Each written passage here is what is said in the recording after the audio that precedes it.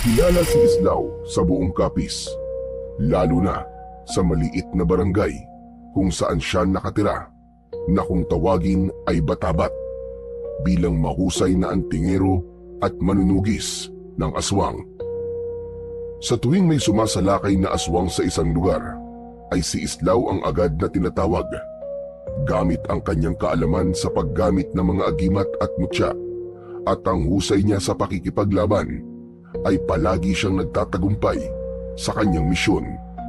Kaya marami ang humahanga sa kanya. At ang mga aswang ay kinatatakutan ang kanyang pangalan. Ngunit hindi lahat ng aswang ay pinapatay ni Islao. May ilan na hinuhuli niya lang at ikinukulong sa isang isla kung saan isang dating mahusay na manunugis ang nagbabantay. Yun ay walang iba kundi ang matandang si Mangkulas. Ginagawa yun ni Islao at ni Mangkulas dahil naniniwala sila na ang mga aswang ay nararapat din na ituring na parang isang tao na kapag nakagawa ng mali ay kailangan na parusahan at ikulong. Gaya na lang ng maaliwalas na umaga na yun. Sakay si Islao ng kanyang malaking bangkang timotor patungo sa isla ni Mangkulas. Nakaupo si Islao sa unahan. Sa likuran niya ay makikitang nakatali ng makapal na lubid ang isang matandang babae na payat. Kulubot ang balat at may mahabang kuko na parang hindi naputol ng maraming taon. Isa yung tiktik na nahuli niya kagabi matapos niyang sundan ang malaibo nitong tunog sa gitna ng kagubatan. Nanginginig ang matanda, hindi dahil sa lamig, kundi dahil sa galit. Halos hindi ito kumikilos, pero ramdam na ramdam ni Islao ang matalim nitong titig sa kanya. Makalipas ang ilang oras na paglalakbay sa dagat, ay narating na ni Islao ang isla ni Mangkulas. Tumayo siya at hinila ang lubid at pinababa na ang matanda sa buwanginan. Umangil na parang mabangis na hayop ang matandang babae at matalim siyang tinignan. Aba, punyemas kang tiktik kang tapang mo pa rin ah. Hoy ikaw, magpasalamat ka dahil buo ka pang nakarating dito. Kasi yung iba, hindi na halos nadadala sa islang to at napapatay ko na. Pero sana, magbagong buhay ka rito. Sa di kalayuan, natanaw ni Islao si Mangkulas na papalapit sa kanya. May dala itong mahabang tungkod. Lumapit ito, pinagmasdan ang matandang tiktik bago tumingin kay Islao. Aba, mukhang matindi ang laban kagabi ah. Hindi naman po masyado. Uhaw lang talaga tong tiktik na to sa sanggol. Mabuti't nahuli ko bago makapambiktima. Mahusay ka talaga, Islao. Tara na, nakahanda na kulungan ng isang yan. Mabilis nilang nilakad ang masukal na daan patungo sa loob ng isla. Mataas ang damo at malagkit sa balat ang hangin. Sa wakas, narating nila ang malalaking kulungan na yari sa pinaghalo-halong bakal, kawayan at sagradong anting-anting. Narinig agad ni Islao ang mahihinang ungol at kaluskos mula sa loob ng mga kulungan. Ang mga yun ay iba't ibang uri ng mga aswang na minsang naging dahilan ng takot ng mga tao sa iba't ibang lugar. Binuksan ni Mangkulas ang kulungan at itinulak ni Islao ang matandang tiktik papasok. Mabilis nitong sinunggaban ang bakal at sumigaw ng matinis. Nilagyan ni Mangkulas ng kandado ang kulungan. Isinabit nito ang isang anting-anting sa kandado. Ang naturang anting-anting ang siyang pumipigil sa mga aswang upang makalabas sa kulungan ang mga ito. Dumadami na mga nadadala mo nito, Islao ah. Aba, Mangkulas, di mas maigi po yun. Mas dumadami sila rito, ibig sabihin, mas nagiging ligtas sa mga tao sa ating lugar at sa iba pang mga lugar. Maganda nga yun, pero delikado rin, iho. Habang dumarami ang mga kinakalaban mo, mas lalo ka nagiging target ng iba pang mga aswang. Alam ko naman po yun, Mang Kulas eh. At kahit anong oras, ay handa ko na harapin silang lahat. Hinding-hindi po sila sasantuin ng mga agimat, mutya at mga sandata ko. Tandaan mo, iho, hindi lahat ng aswang ay tatabla ng mga sinasabi mong panlaban. May mga aswang na malalakas at may kakayahan na gumamit ng itim na mahika, gaya ng mga hanagob. Sandaling natahimik si Islaw. Narinig na niya ang tungkol sa mga hanagob, pero hindi pa siya nakakatapat ng kahit na isa. Sinasabing ang hanagob ay isa sa malalakas na uri ng mga aswang dahil karamihan sa mga ito ay itinuturing na supremo o pinuno ng mga aswang. Wala naman po sigurong pinagkaiba ang hanagob sa bangkilan maliban sa kanilang kasarian. Kung sakaling may makaharap ako na hanagob, sigurado ko na matatalo ko siya at madadala rito sa isla. Hindi po ba may nahuli na rin akong bangkilan nun na nandito sa isla? Nagpapaalala lamang ako sa iyo, Islaw. Hindi natin masisiguro na palagi kang panalo sa iyong laban. Matapos yun, ay sandaling nagpaalam si Mang Kulas. Nang maiwanan si Islaw sa mga kulungan, ay naisipan niyang tignan isa-isa ang mga aswang na nakakulong doon. Sa bawat selda na kanyang nadaanan, ay may mga matang nagbabaga sa galit at nakatingin sa kanya. Kahit nakakulong, hindi nawala sa mga aswang ang kanilang likas na pagiging mabangis. Sa unang selda, isang lalaking may maitim na balat ang nakaupo sa isang sulok habang matalim ang matang nakatingin kay Islaw. Ang lalaking yon ay si Lucio, na isang aswang na taga-kabilang baryo. Nahuli ito ni Islaw 3 buwan na ang nakalilipas matapos nitong makapatay ng isang lalaki. Nagpatuloy sa paglalakad si Islaw. Sa pangalawang kulungan, isang matandang babae naman na payat at may malalaking mga mata ang naroon. Ang matanda ay napasinghap at napasiksik sa isang sulok nang makita si Islaw. Nagsimula itong bumigkas ng mga dasal sa lumang wika. Hindi na pinansin ni Islaw ang matanda dahil alam niya na walang epekto ang orasyon nito dahil sa nakalagay na anting-anting sa bawat kulungan. Sa dulo ng hilera ng mga kulungan, isang lalaki ang nakaupo sa lupa. Nang makita nito si Islaw, ay marahan itong tumayo at lumapit sa rehas. Ikaw sila, Kam, tama? Ang gabunan na sumalanta sa ilang pamilya sa Maindang. At ikaw naman siguro ang antingero na sumira sa buhay ko. Buhay mo? Ibig mo sabihin, buhay mo bilang aswang? Tiraulo ka rin, no?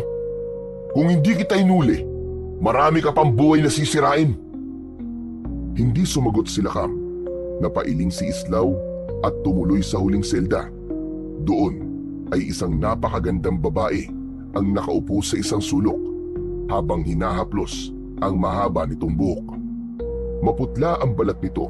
Nang makita ng babae si Islaw, ay agad itong tumayo at lumapit sa rehas. Islaw, pakawalan mo na ako rito. Nagbago na ako. Hindi na ako papatay ng mga tao, pangako. Napangisi si Islaw. Palaging ganun si Mayang. Mapaglaro kahit nasa bingit ng kamatayan. Isa itong malakas na uri ng aswang na kung tawagin ay bangkilan. Kahit siya ay hindi makapaniwala na nagawa niyang matalo noon si Mayang sa laban at nadala niya ito sa isla. Hindi nagtagal ay lumapit muli si Mang Kulas kay Islaw. Pabalik ka na ba sa baryo, Islaw? Opo, marami pa rin po akong kailangan gawin dun eh. O sige, sige. Mas mabuti na umalis ka na ngayon dahil madilim na ang kalangitan. Baka abutan ka ng malakas na ulan at alon sa dagat. Tumingin muna si Islaw sa mga kulungan. Tinapik niya sa balikat si Mang Kulas bago tumalikod. Naglakad siya pabalik sa kanyang bangka. Nang makasakay siya, ay binuhay niya ang makina at pinaandar yon. Habang unti-unting lumalayo sa isla, narinig pa niya ang mahihinang ungol at kaluskos ng mga aswang mula sa kulungan. Nang makabalik na si Islaw sa baryo nila, ay agad siyang nagtungo sa taniman niya ng mga gulay at kalamansi na nasa likod lamang ng kanyang bahay. Habang hawak ang isang gulok, ay pinagmasdan niya ang kanyang mga tanim. Maliit lang ang kanyang lupain at sapat lang yun upang magkaroon siya ng kita para sa panggastos sa kanyang araw-araw.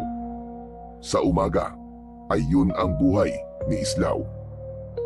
Maya-maya pa ay nagsimula na si Islaw na alisin ang mga damong nakapalibot sa kanyang mga tanim. Sa pagsapit naman ng gabi ay naghahanda na si Islaw sa pagroronda sa kanilang baryo. Bagamat ilang gabi nang walang pag-atake ng aswang sa lugar nila, ay gabi-gabi pa rin niya yung ginagawa. Gaya ng palagi niyang sinasabi kay Mang Kulas, ay ayaw niyang maging kampante. Sa loob ng maraming taon, ay ganun ang naging takbo ng buhay ni Islaw. Sa araw, tinututukan niya ang kanyang taniman, at sa gabi naman ay nanunugi siya ng mga aswang at nagroronda sa kanilang lugar. Ilang taon na rin ang nakararaan, pero naaalala pa rin ni Islaw ang gabi kung saan pinatay ng isang aswang ang kanyang asawa na si Celia. Pauwi na siya noon sa bahay nila ng gabing yun nang marinig niya ang malakas na sigaw ni Celia mula sa loob ng kanilang bahay. 7 buwan buntis noon si Celia sa kanilang unang anak. Nang dumating si Islaw sa kanilang bahay, ay huli na ang lahat. Nagkalat ang dugo sa sahig at sa gitna ng silid ay naroon ang wala ng buhay na katawan ng kanyang asawa. Wala na rin ang kanilang anak sa sinapupunan nito dahil kinuha na yon at kinain ng aswang. Hindi rin malilimutan ni Islaw ang nakita niyang aswang sa ibabaw ng kanilang bubong nang lumabas siya. Ang mapupulanong mga mata na nakatitig sa kanya bago yun tumawa at tuluyang naglaho sa kadiliman. Simula noon, isinumpa ni Islaw sa kanyang sarili na hindi niya nahahayaang mangyari yon sa iba pang tao. Ang pagkamatay ng kanyang asawa at anak ang tuluyang nagtulak sa kanya upang gamitin ang kanyang kaalaman upang labanan ang mga pesteng aswang. Makalipas ang ilang araw, ay muling bumiyahe si Islaw sakay ng kanyang bangka patungo sa isla ni Mang Kulas. May dala siyang mga kinatay na manok at karne ng baboy na siyang pinapakain nila sa mga aswang na nakakulong. Nang malapit na si Islaw sa Pangpang, ay natanaw niya kagad si Mang Kulas na hinihintay ang pagdating niya. Agad niyang itinali ang bangka at kinuha ang dala niyang mga pagkain para sa mga aswang. Mang Kulas, ito na po ang pagkain ng mga aswang. Abay, tabang-taba. Paubos na rin ang pagkain nila. Gutom na mga damotres. Baka magwala na naman ang ilan sa kanila. Sabay silang naglakad papunta sa mga kulungan. Lahat ng mga aswang ay nakatingin sa kanya ng masama. Alam ni Islaw na kung hindi lang dahil sa kulungan at anting-anting, ay matagal na siyang pinatay ng mga yon dahil siya ang dahilan ng pagkakakulong ng mga yon. Isa-isa nilang nilagay ang pagkain sa loob ng kulungan. Agad namang dinampot ng mga aswang ang inihagis nilang karni ng baboy at manok. Nang simayang na ang bibigyan nila ng pagkain, ay mapanukso itong ngumiti habang dahang-dahang lumapit sa rehas. Islaw, hindi ba pwedeng tao naman ang ipakain mo sa akin? Kahit isa lang. Hoy, ikaw Mayang, tigil-tigilan mo ako ha. Alam mong hindi yun posible. Sinasanay namin kayo na karnilang hayop ang kainin. Kaya huwag ka lang umasa na bibigyan ka namin ng tao. Grabe ka? Ang seryoso mo naman. Nagbibiro lang naman ako eh. Islaw, wag mo na lang pansinin niyang si Mayang.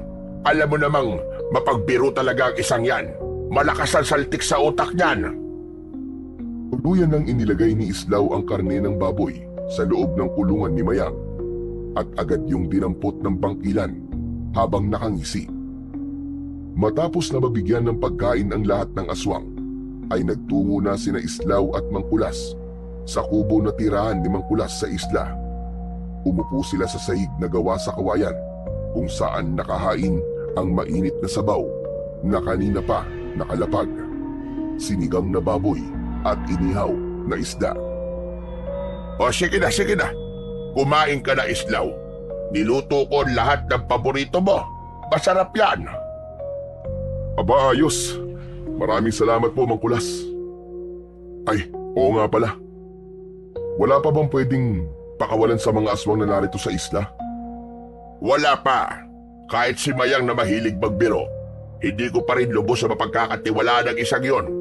Sa dami ng taong pinatay niya noon, malamang bumalik lang yon sa dating gawi. Tumango si Islaw. Alam niyang tama naman si Mang Kulas.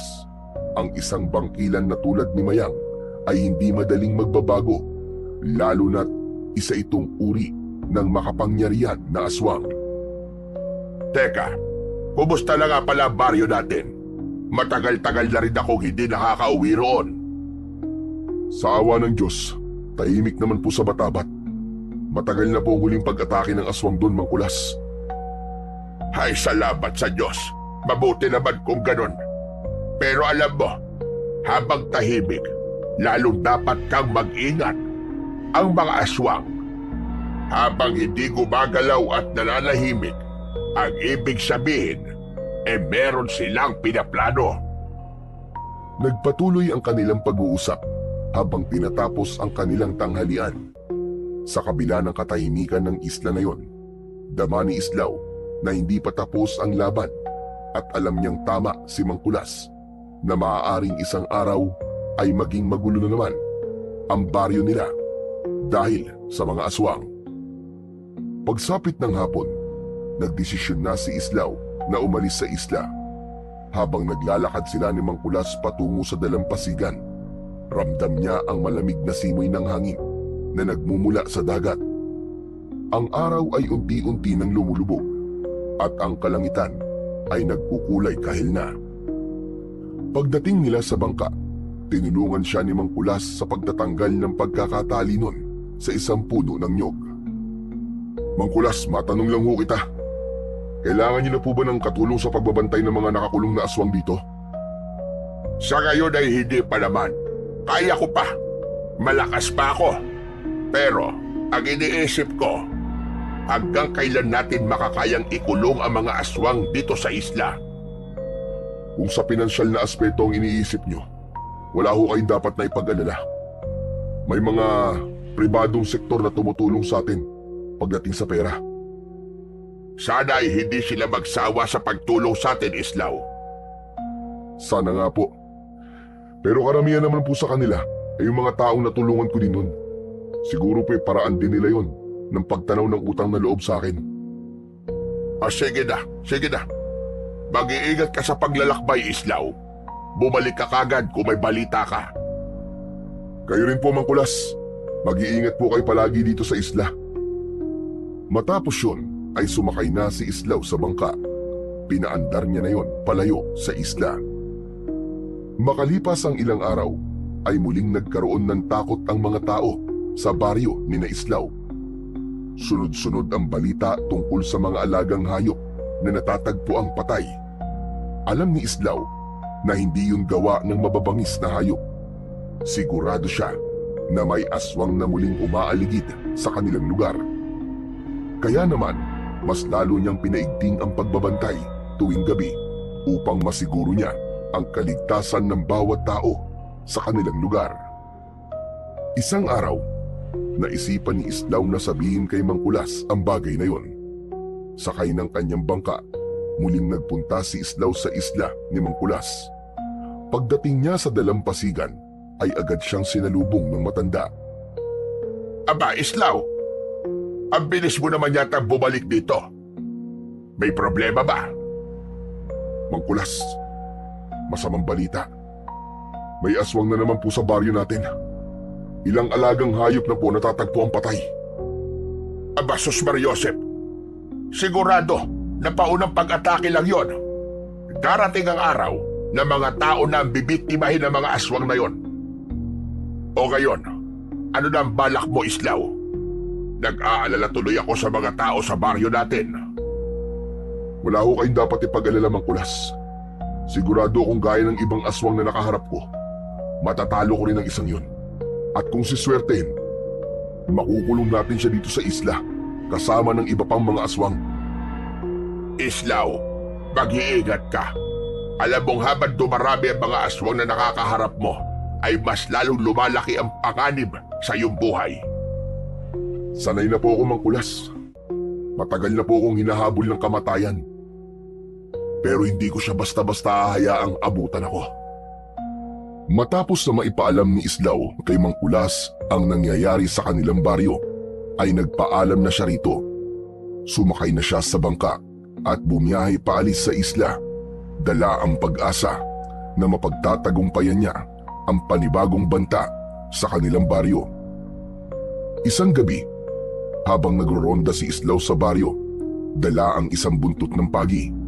Nakasabit sa kanyang leeg ang isang makapangyarihang agimat na pangontra sa mga aswang na maraming beses nang nagligtas sa kanyang buhay.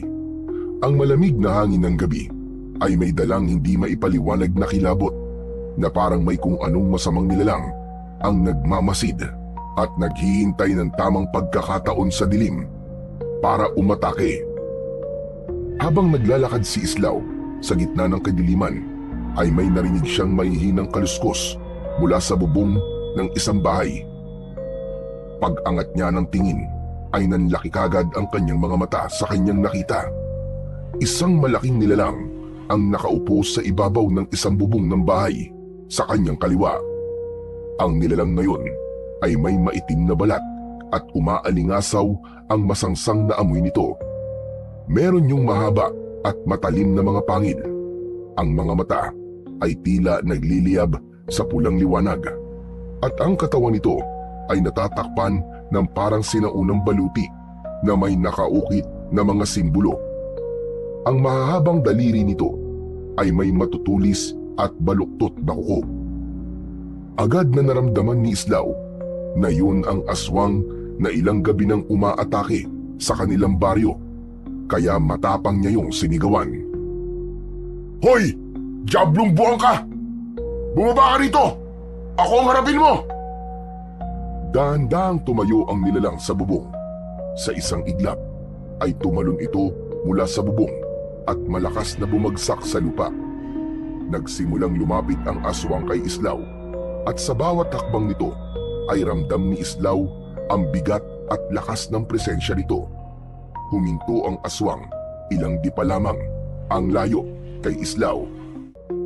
Sa wakas, nakaharap na rin kita, Islaw. Maraming beses ko nang narinig ang tungkol sa'yo. Maraming aswang ang takot sa pangalan mo. Biruin mo, kahit nag-iisa ka lang, ay marami ka na napabagsak na mga kauri ko. Kahanga-hanga ka. Tama ka, at sisiguraduhin ko na susunod ka na sa kanila. Kaya dapat ka lang na matakot sa akin kagaya nila. Ako, matatakot sa'yo. Hindi ako katulad ng mga karaniwang aswang na nakaharap mo. Ako si Lumad, isang hanagob.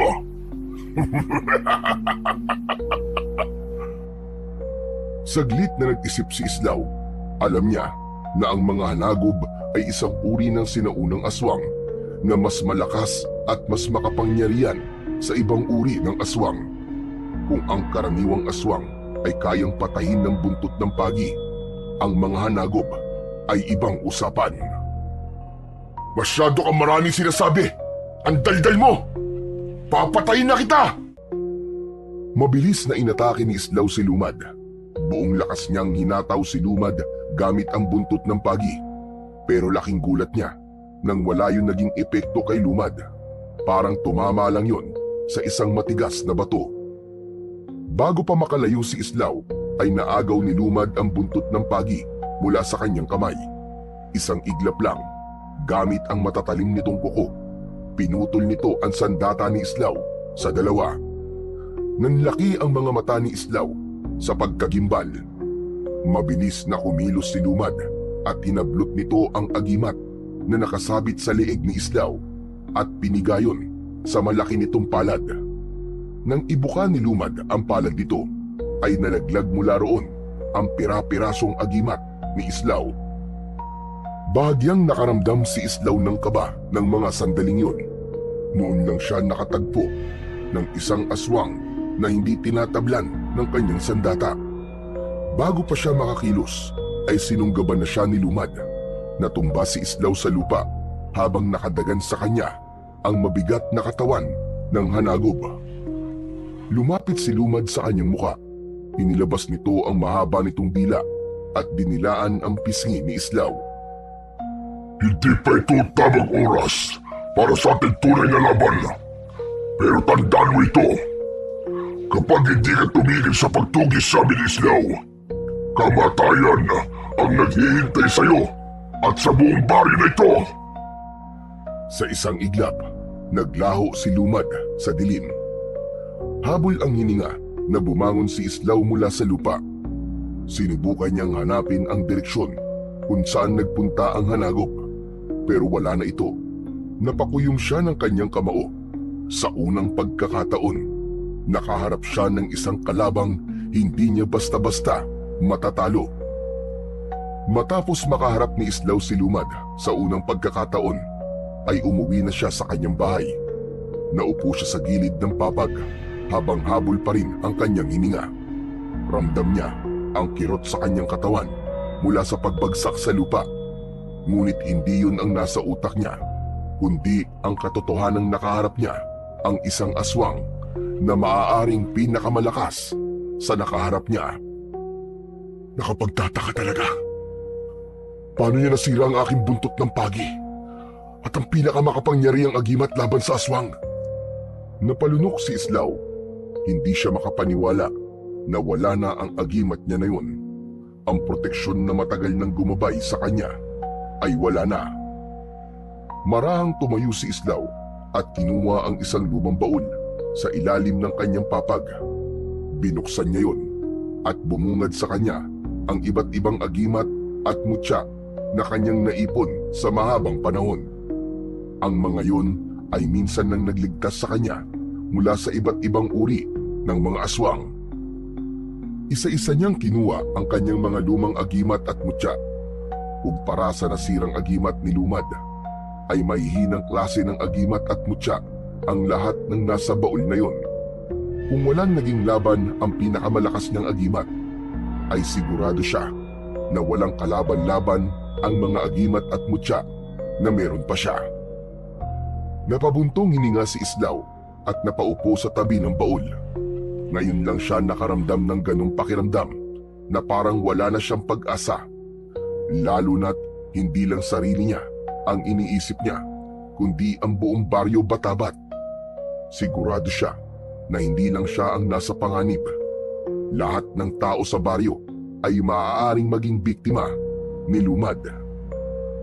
Hindi ako maaaring maging ganito. Kailangan kong makahanap ng paraan para talunin siya. Kailangan kong makahanap ng mas makapangyarihang panlaban kay Lumad. Naisa po ni Islaw ang mga palad niya sa kanyang muka.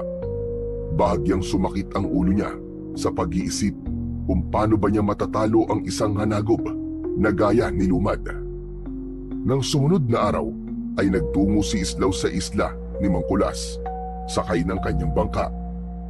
Tahimik ang paligid ng mga araw na yon, maliban sa tunog ng mga alon na humahalik sa dalampasigan. Habang palapit siya sa maliit na kubo kung saan nakatira si Mangkulas, ay hindi niya maiwasang muling balikan sa isip niya ang naging laban niya kay Lumad. Naabutan niya si Mangkulas na nagluluto sa labas ng kubo. Nang makita siya nito, ay agad siya nitong sinalubong. Magandang araw po sa inyo, Mangkulas. Aba, Islaw, ikaw pala. Abay, napadalaw ka. Akala ko ba abala ka sa pagbabantay sa baryo? Mangkulas, may gusto po sana akong sabihin sa inyo. Maaari po ba tayong maglakad-lakad? Sandali lang. Bukang seryoso yung sasabihin mo ah. O tara, maglakad-lakad tayo. Nagsimulang maglakad ang dalawa hanggang sa huminto sila sa harapan ng mga kulungan ng mga aswang. Ano pala sasabihin mo sa akin, Islaw? Mangkulas, hindi kayo maniniwala. May nakaengkwentro kong aswang at hindi siya basta-basta, Mangkulas. Ano ka mo? Aba, seryoso nga yan. Ano klaseng aswang? Hanagob. Isang hanagob po na nagngangalang Lumad. Biglang napatingin si Mangkulas kay Islaw. Agad na napansin ni Islaw ang kakaibang takot sa mukha ng matanda. Si Lumad? Sigurado ka bang yun ang pangalan ng hanagob na nakaharap mo? Opo, siya mismo nagsabi sa akin ng pangalan niya. Napakalakas po niya, Mangkulas. Hindi siya tinabla ng buntot ng pagi ko. Sinira niya ang pinakamalakas kong agimat. Pakiramdam ko po, wala akong laban sa kanya. Islaw, si Lumad ay hindi pangkaraniwang hanagob. Maraming taon na siyang nabubuhay, pero sa kabila noon ay hindi nababawasan ang kanyang lakas. Mas lalo pa siyang lumalakas sa bawat panahong lumilipas. Mula sa isa sa mga kulungan ay may isang boses na biglang sumabat. Kaya naman pala parang may kakaibang amoy sa hangin. Amoy ng pagkatalo at pagbagsak mo, Islaw. Napalingon si Islaw at Mangkulas sa kulungan. Si Lakam, isang gabunan na matagal nang nakakulong sa isla, ay nakangisi habang nakahawak sa bakal na rehas. At kailan ka pa natutong makinig sa usapan ng iba, Lakam? Paanong hindi ko kayo maririnig? Dito kayo nag-uusap malapit sa akin. Si Lumad na pala ang kalaban mo ngayon. Napakatagal ko nang hindi naririnig ang pangalan niya. Lakam, ang ibig mo bang sabihin na kilala mo siya? Hindi lang basta kilala. Personal ko siyang kakilala dahil dati akong alagad ni Lumad. Ano ka mo? Alagad ka ni Lumad? Binibiro mo ba kami? Matagal ng panahon yon, Islaw. Noon, naniwala ako si Lumad ang pinakadakilang pinuno ng mga aswang. Isa siyang mandirigmang hindi natitinag. Hindi nasusugatan. Hindi rin natatalo. Pero alam mo ba ang totoo? Isa siyang halimaw na walang ibang nais kundi ang pagharian ng takot sa lahat. Auman o aswang. Kaya kailangan ko siyang pigilan. Kailangan ko siyang mapatay. O kung hindi man, ay maikulong dito sa isla.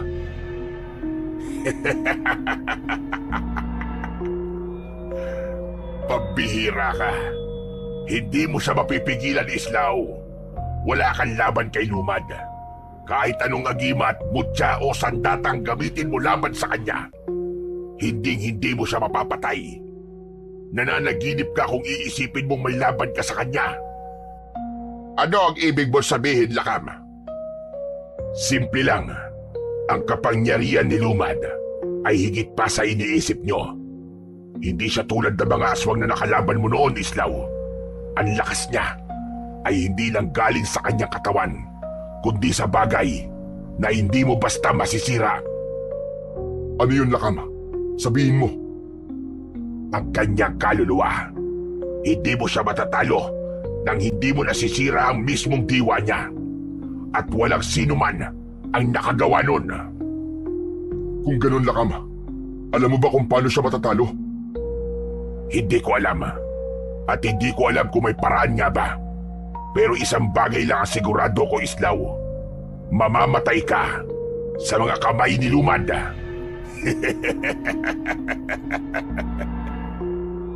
Hindi natinag si Islaw sa mga sinabi ni Lakam sa kanya. Sa halip, mahigpit niyang tinitigan ang nakakulong na gabunan. Sisiguraduhin kong makakasama niyo rin dito si Lumad sa islang ito. Makukulong din siya rito. Kasama niyo. Nakakatawa ka, Islaw. Hindi mo nga ako kayang patay noon. Si Lumad pa kaya na ilang libong beses na mas malakas kaysa sa akin. Huwag mo na lang siyang pansinin, Islaw. Tara sa loob ng aking kubo. May ibibigay ako sa'yo. Bago pa muling makapagsalita si Lakam, tumalikod na si Islaw at sumunod siya kay Mangkulas. Ngunit hindi pa rin siya tinigilan ng gabunan. Islaw! Katapusan mo na! Kahit anong gawin mo, Hindi mo matatalo si Lumad. Kung ako sa'yo, maghukay ka na ng libingan mo! Hindi na lumingon si Islaw. Alam niyang wala siyang mapapala sa pakikinig sa mga panunuya ng isang aswang. Ngunit kahit hindi ipakita, hindi pa rin niya kayang alisin ang bigat sa kanyang dibdib. Ang kaba, ang takot. Habang naglalakad sila patungo sa kubo ni Mang Kulas, unti-unting bumigat ang mga hakbang ni Islaw. Naisip niya na baka nga tama sila Kam, baka nga wala siyang laban kay Lumad. Makalipas ang ilang minutong paglalakad, ay pumasok na si Islaw sa kubo ni Mang Kulas. Nakasunod siya sa matanda. Tahimik na kinuha ni Mang Kulas ang isang maliit na kahon mula sa isang lumang baul. Humarap ito kay Islaw at marahan nito yung binuksan. At mula roon ay inilabas nito ang isang kwintas na may mutya na sa unang tingin pa lang ay alam na ni Islaw na gawa mula sa isang uri ng matigas na kahoy. Napatingin si Islaw sa kwintas nang may halong pagtataka. Ano po yan, Mang Kulas? Mukhang kakaibang mutya po yan ah. Ngayon lang po ako nakakita ng ganyang mutya. Ito ang mutya ng balete. Ipinagkaloob ito sa akin ng isang duwending itim na nakatira sa isang matandang puno ng balete. Isang beses ko lang itong ginamit noon. Noong hinarap ko ang isang pinuno ng mga aswang. Napatingin si Islaw kay Mang Kulas at naghintay siya ng karagdagang paliwanag.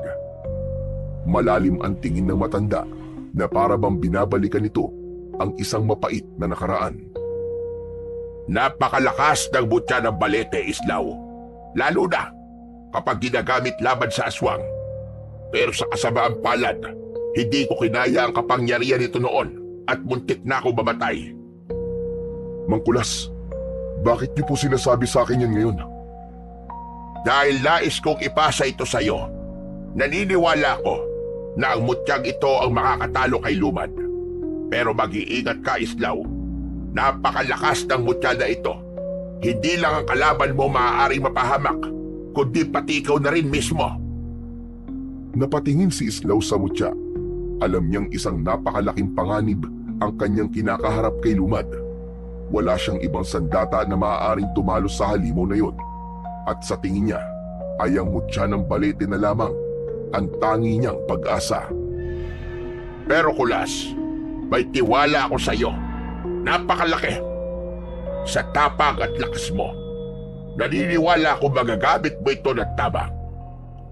Heto, sige, kunin mo to, Islaw. Ikaw na ang bagong may-ari niyan. Walang pagdadalawang isip na kinuha ni Islaw ang mutya at isinuot yun sa kanyang liig. Ramdam niya kagad ang kakaibang bigat at init na bumalot sa kanyang katawan matapos yung dumikit sa kanyang balat. Mang Kulas, maraming salamat po. Mukhang ito na po ang pag-asa natin para matalo ang halimaw na si Lumad. Tandaan mo ito, Islaw. Huwag mong hahayaan lamunin ka ng lakas ng mutya na yan. At may isang paraan para mas mapalakas mo ang mutyang yan, Islaw. Ano pong paraan niyo, Mang Kulas? Kailangan dasalan mo ito habang bilog ang buwan. Hindi basta-basta dasal, Islaw. Kailangan mong bigkasin ang sinaunang dasal na ito. Mula sa kahon ay inilabas ni Mang Kulas ang isang luma at medyo lukot na papel. Iniabot nito yon kay Islaw. Agad yung kinuha ni Islaw at binasa ang nakasulat doon. Mga salitang Latin ang naroon. Mang Kulas, ano pong ibig sabihin ng dasal na ito? Panawagan at dasal yan sa espiritu ng balete. Kung maayos mo mabibigkas ang mga yan kapag bilog ang buwan, ay mas lalakas panigurado ang mutya na yan. Tahimik na pinagmasdan ni Islaw ang kapirasong papel. Hindi na siya nagdalawang isip. Alam niyang hindi madali ang laban na haharapin niya at kailangan niya ng panibagong paraan upang labanan si Lumad. Maraming salamat po sa inyo, Mang Kulas. Pangako po, sa susunod na paghaharap namin ni Lumad ay matatalo ko na siya Sisiguraduhin kong hindi magtatagal ay magiging malaya na ulit ang baryo natin sa takot sa kanya. Tumango si Mangkulas kay Islaw, sa kamarahang inilagay ang kamay sa ibabaw ng ulo nito. Binabasbasan kita, Islaw. Naway gabayan ka ng espiritu ng Balete at ng ating poong may kapal. Mas lalong lumakas ang loob ni Islaw sa basbas na ibinigay sa kanya ni Mangkulas. Dahil nasa kanya na ang mutya ng Balete, ay mas handa na siyang harapin ang pinakamalaking laban niya sa kanyang buhay. Matyagang naghintay si Islaw sa pagbilog ng buwan, at nang dumating na nga ang gabing yon, ay lumabas siya ng kanyang bahay. Nagtungo siya sa likod ng bahay niya habang nakasabit sa kanyang leeg ang mutya ng Balete.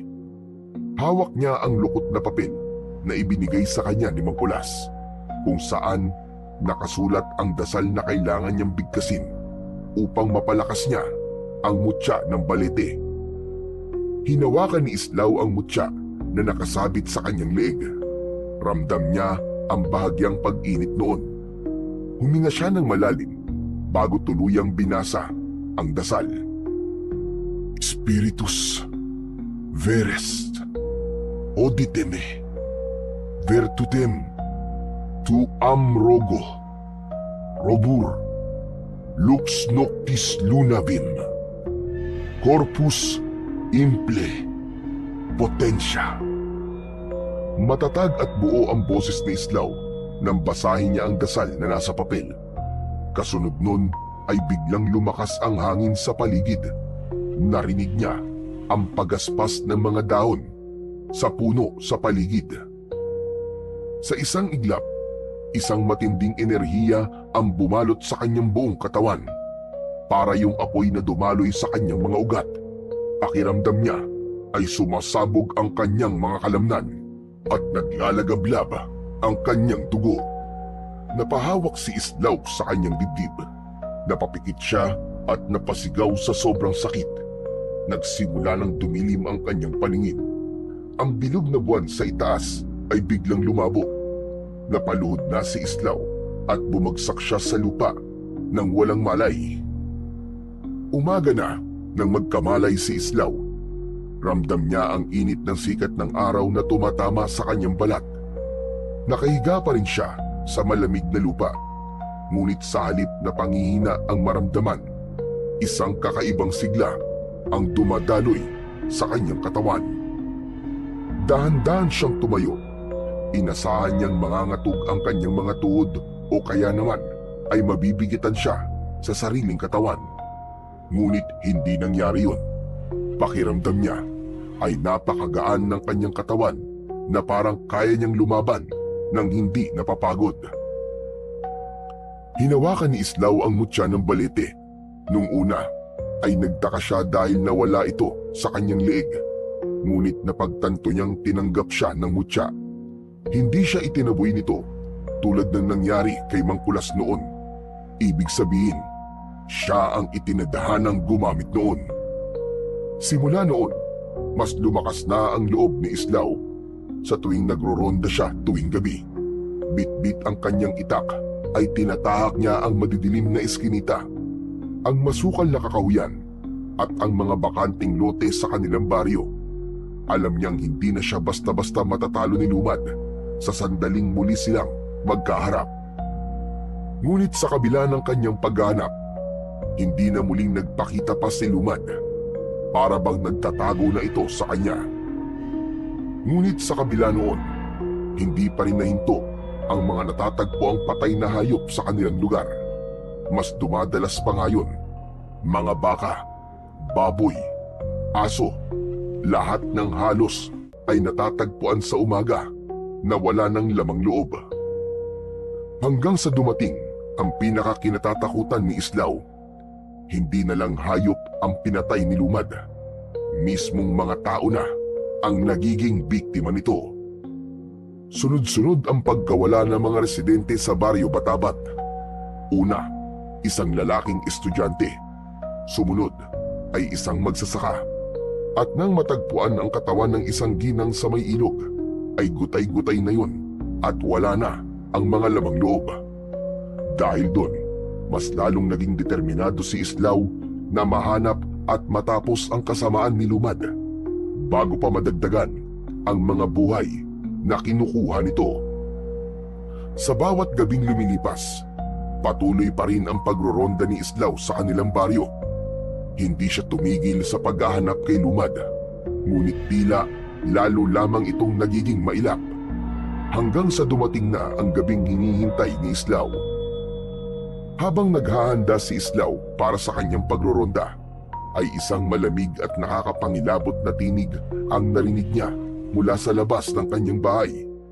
Natigilan siya nang marinig ang boses ni Lumad na tinatawag ang kanyang pangalan. Natigilan si Islaw at bumilis ang tibok ng kanyang puso. Islaw! Lumabas ka! Hindi ba tinahanap mo ko? Rinig na rinig ni Islaw ang pagsigaw ni Lumad. Mabilis naman niyang kinuha ang itak at iniligay yun sa kaluban na nakasabit sa kanyang bewang. Mas naramdaman niya ang init ng mutya ng balete na nasa loob ng kanyang katawan. Binilungan ni Islaw ang kanyang mutya. Minamahal kong mutya, bigyan mo ako ng lakas. Pakiusap, huwag mo akong bibiguin. Matapos yun, ay humugot ng malalim na paghinga si Islaw at marahan niyang binuksan ang pinto. Paglabas niya ay tumambad sa kanya si Lumad na nakatayo sa loob ng kanyang bakuran. Uy! Long time no see ah! Sa wakas, nagpakita ka na rin sa akin, Lumad.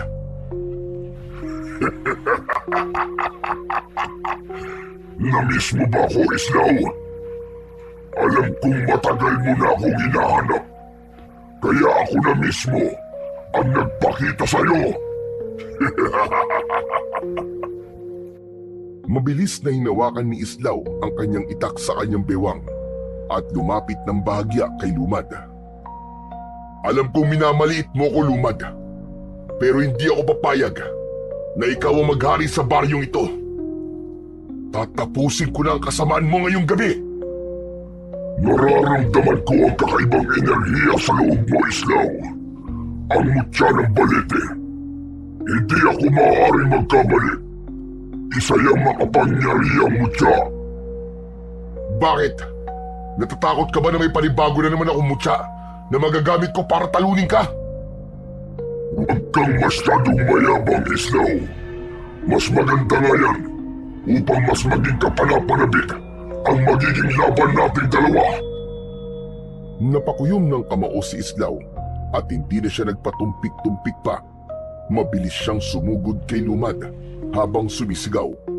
Isang malakas na sipa ang pinakawalan ni Islaw na tumama sa tiyan ni Lumad. Napaatras ito at nakita niya sa mukha nito na hindi nito inaasahan ang bilis ng kilos niya. Sinundan pa niya yon ng isang suntok sa panga na nagpayanig sa katawan ng kanyang kalaban. Hinugot ni Islaw ang kanyang itak at buong puwersang tinaga niya si Lumad, ngunit mabilis na umatras si Lumad. Tumalon si Islaw patungo kay Lumad at bumaon ang talim ng itak sa kaliwang balikat nito. Napaatras si Lumad habang mahigpit na hawak ang sugatang bahagi ng katawan nito. Napatingin ito kay Islaw at kita sa mukha nito ang bahagyang pagkagulat. Nagliyab sa galit ang mga mata ni Islaw. Alam niyang yun na ang tamang pagkakataon upang tapusin ang halimaw na pumatay sa maraming tao sa kanilang baryo. Muli siyang sumugod habang ramdam na ramdam niya ang naglalagablab na lakas ng mutya sa loob ng kanyang katawan. Ngunit sa isang iglap, biglang naglaho si Lumad. Ano? Nasaan siya? Lumad! Nasaan ka? Magpakita ka sa akin, duwag! Nagulat si Islaw nang may naramdaman siyang kamay na mahigpit na sumunggab sa kanyang braso. Napakurap siya at sa isang iglap ay nasa tabi na niya si Lumad. Mariin itong pinisil ang kamay niya na naging dahilan upang mabitiwan niya ang kanyang itak. Bago pa siya makapalag ay bumaon na ang matatalim na kuko ni Lumad sa kanyang tagiliran. Napasigaw sa labis na sakit si Islaw Naramdaman niya ang mainit na dugong bumalong mula sa kanyang sugat. Bago pa siya makarecover ay sunod-sunod na pag-atake ang ibinigay ni Lumad sa kanya. Kinagat siya nito sa kanyang braso, hita at kinalmot siya sa kanyang dibdib. Duguan na bumagsak si Islaw sa lupa.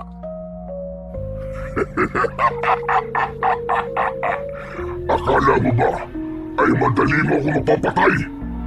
Hunghang ka! Pinilit ni Islaw na bumangon, ngunit bago pa siya makagalaw, isang malakas na sipa sa sikmura ang muling nagpabagsak sa kanya sa lupa. Basang-basa na siya ng sariling pawis at dugo. Halos hindi niya na maigalaw ang kanyang mga braso at binti. Ang mutya ng balete sa kanyang loob ay tila hindi sapat upang palakasin pa siya dahil sa dami ng kanyang sugat. Nakita ni Islaw na naglakad palapit si Lumad. Mabagal ang bawat takbang nito na tila ninanamnam ang sandali ng pagkatalo ni Islaw. Huminto si Lumad sa tabi ni Islaw at tinignan siya nito na para bang isa siyang walang kwentang bagay. Tumingin ka sa paligid mo, Islaw. Tumingin ka para makita mo ang mga taong biligo mo.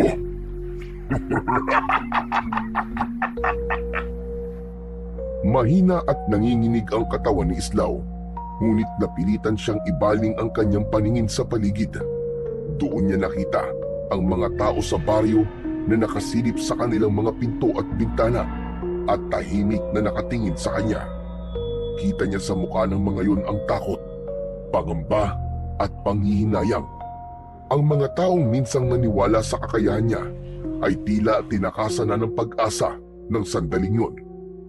Dahil doon ay nadurog ng husto ang puso ni Islaw. Akala mo ba'y matatalo mo ko, Islaw? Kahit na anong mutya o agimat pa ang gamitin mo, wala kang laban sa akin. Ako ang pinakamalakas at pinakamakapangyarihan sa lahat. Nahihibang ka para isipin na ikaw ang papatay sa kagaya ko. Ngayon, ito na ang katapusan mo, Islaw.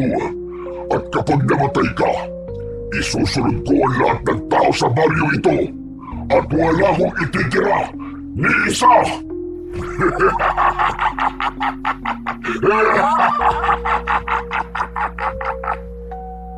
Napapikit si Islaw. Alam niyang hindi niya na kayang lumaban pa.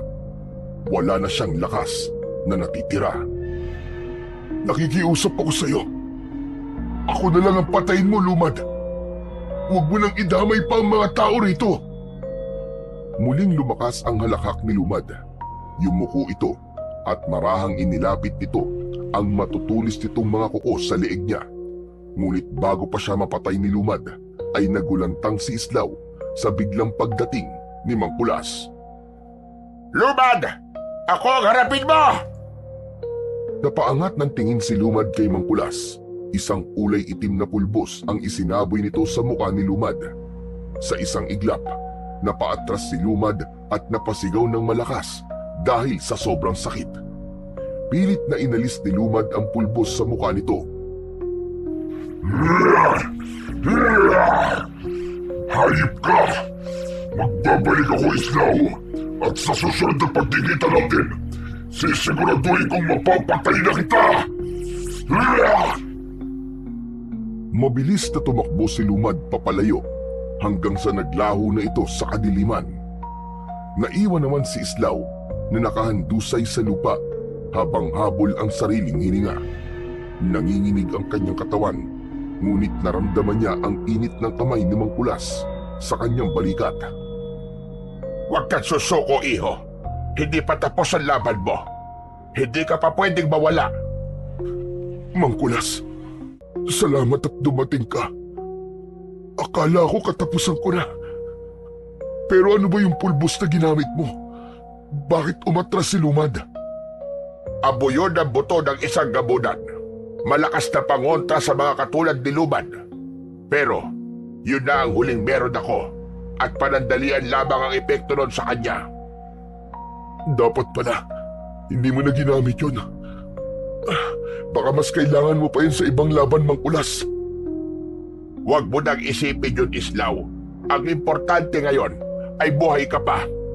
Halika, kailangan magamot natin ang mga sugat mo. Inalalayan ni Mangkulas si Islaw upang makatayo.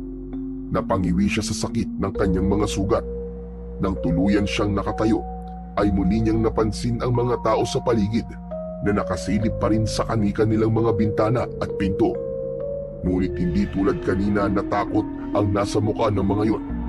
Dahil ng sandaling yon, ay nakita ni Islaw ang pagkadismaya sa mukha ng lahat ng taong nakatingin sa kanya. Ibinaba ni Islaw ang kanyang tingin. Hindi niya magawang tignan ang mga mata ng mga taong minsan niyang pinangakuan na kaya niyang protektahan. Alam niyang nabigo siya na tuparin ang pangako na yon sa gabing yon.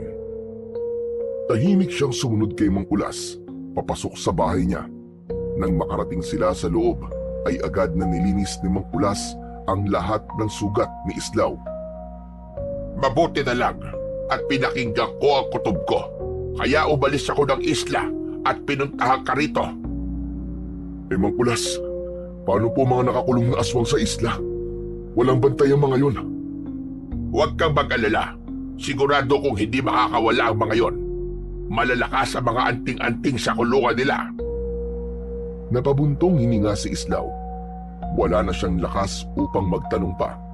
Kaya hinayaan na lamang niya si Mangkulas na gamutin ang kanyang mga sugat. Hinayaan niyang dumaloy ang katahimikan sa pagitan nila habang unti-unting lumalalim ang gabi. Alam niyang may susunod pang laban. Ngunit sa ngayon, kailangan maghanda siya. Kailangan bumangon siyang muli upang makabawi siya sa mga tao sa kanilang baryo. Nang mga sumunod na araw, ay hindi na muna lumabas si Islaw ng kanyang bahay. Hindi dahil sa nagpapagaling siya sa kanyang mga sugat, kundi dahil sa nahihiya siyang magpakita sa mga tao. Nahihiya siya dahil alam niyang iniisip ng mga tao na tinagurian siyang kinatatakutan ng mga aswang. Pero sa kauna-unahang pagkakataon ay nasaksihan ng marami ang kanyang pagbagsak. Paminsan-minsan ay nagtutungo si Mangkulas sa bahay ni Islaw upang gamutin at palitan ang benda ng sugat niya. Mangkulas, kung ganun po pala, ay wala ring laban ng mutya ng balete kay Lumad. Kahit nasa loob ko ng mutya, ay hindi pa rin ako nagtagumpay na talunin siya. Yan din ang naisip ko. Patawarin mo ko kung binigyan kita ng pag-asa. Ang mutya ng balete, ang tanging mutya na alam kong pwedeng makatalo kay Lumad. Pero nagkamali pala ako. Mangkulas, wala naman po kayong dapat na ihingi ng tawad sa akin. Alam ko na ninais niyo lamang po makatulong. Pero Mangkulas, ang mga tao po rito sa baryo, nahihiya po ako sa kanila. Hindi ko po kaya magpakita sa kanila sa ngayon. Ilang araw na po akong hindi lumalabas dahil sa kahihiyan po na inabot ko nung gabing naglaban kami ni Lumad. Nagpakawala ng malalim na paghinga si Mangkulas. Marahan itong tinapik sa balikat si Islaw. Siguro, mas makabubuti kung doon ka na muna manatili sa isla habang nagpapagaling ka ng mga sugat mo at nag-iisip tayo ng susunod nating plano para matalo na natin si Lumad. Pero Mangkulas, paano po mga tao rito sa baryo kung wala ako? Baka bigla pong bumalik si Lumad at umatake. Sino po magtatanggol sa mga tao kung nasa isla ko? Islaw, sa kalagayan mo ngayon ay hindi mo pa kayang labanan ulit si Lumad. Kailangan mo munang gumaling. Baka kapag hinarap mo siya sa ganyang kalagayan mo, ay tuluyang ka na niyang mapatay. Kaya kung ako sa'yo, ay sumunod ka na lamang sa sinasabi ko sa'yo. Doon ka na muna sa isla magpagaling para hindi ko na rin kailangan pang magtungo rito at iwanan na walang bantay ang mga aswang sa isla.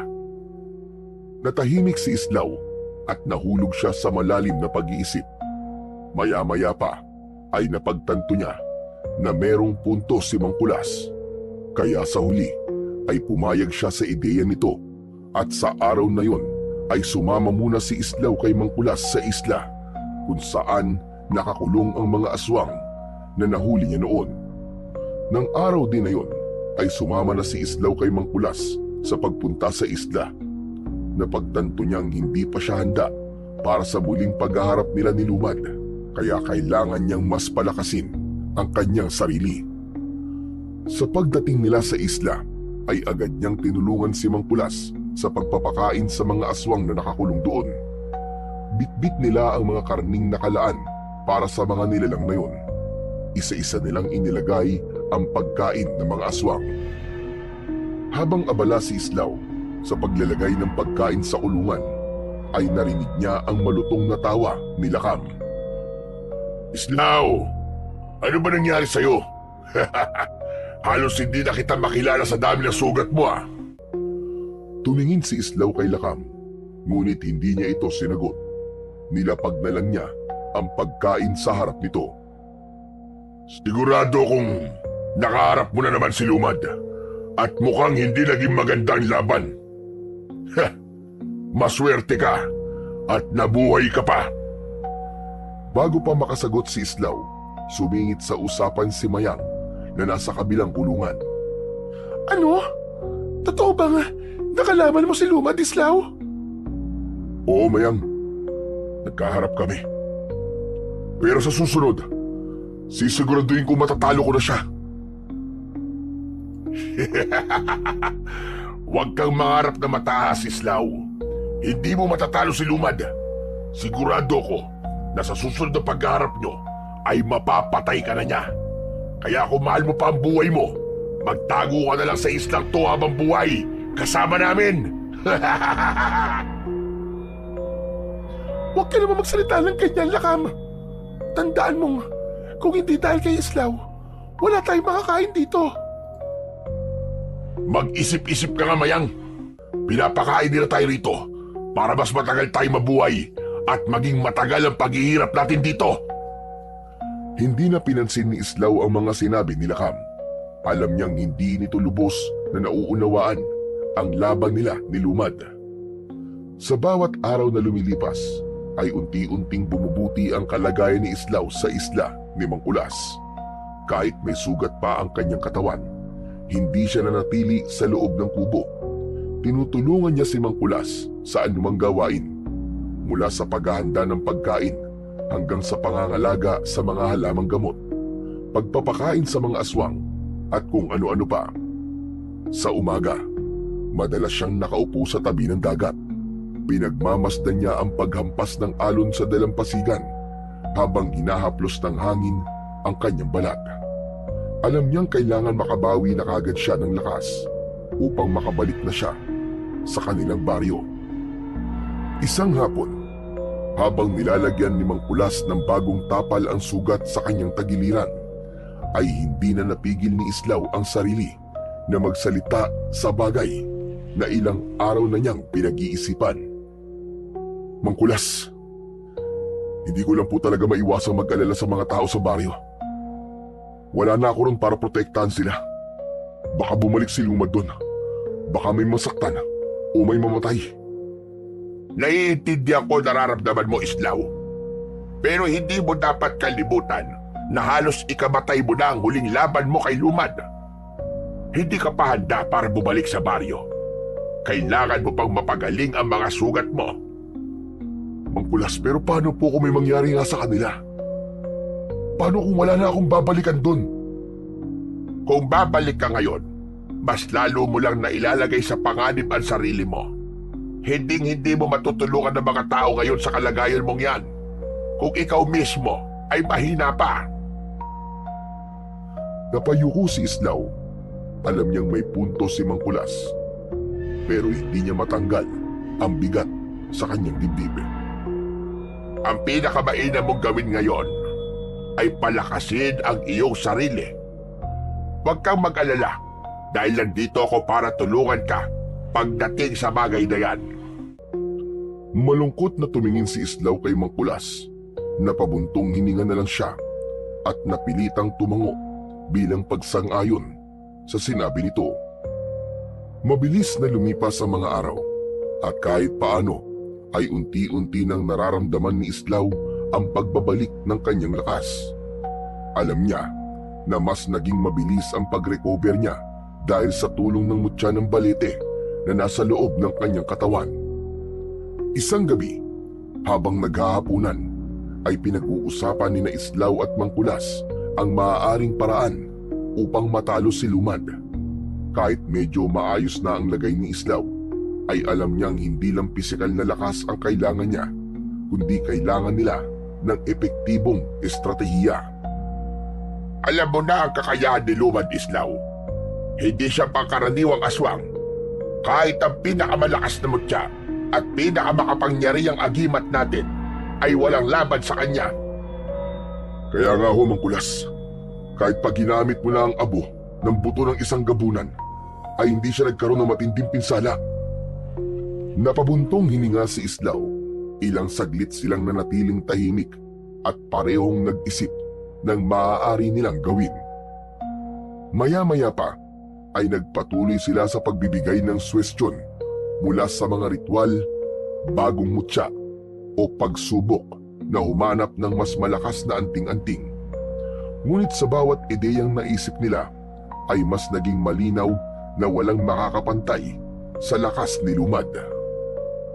Kung may makakatulong lang sana sa atin na kasing lakas niya, baka magkaroon tayo ng kahit na konting tsansang matalo siya. Natigilan si Islaw. Biglang may pumasok na ideya sa kanyang isip sa sinabing yun ni Mangkulas. Mangkulas, sandali. Alam ko na kung paano natin matatalo si Lumad. Kaya anong ibig mo sabihin, Islaw? Gaya ng sinabi mo, bakit hindi tayo humingi ng tulong sa mga pwedeng tumapat kay Lumad? Kumuha tayo ng mga aswang mula sa kulungan. Mga aswang na malalakas na pwedeng pumantay sa lakas ni Lumad. Ano ka ba?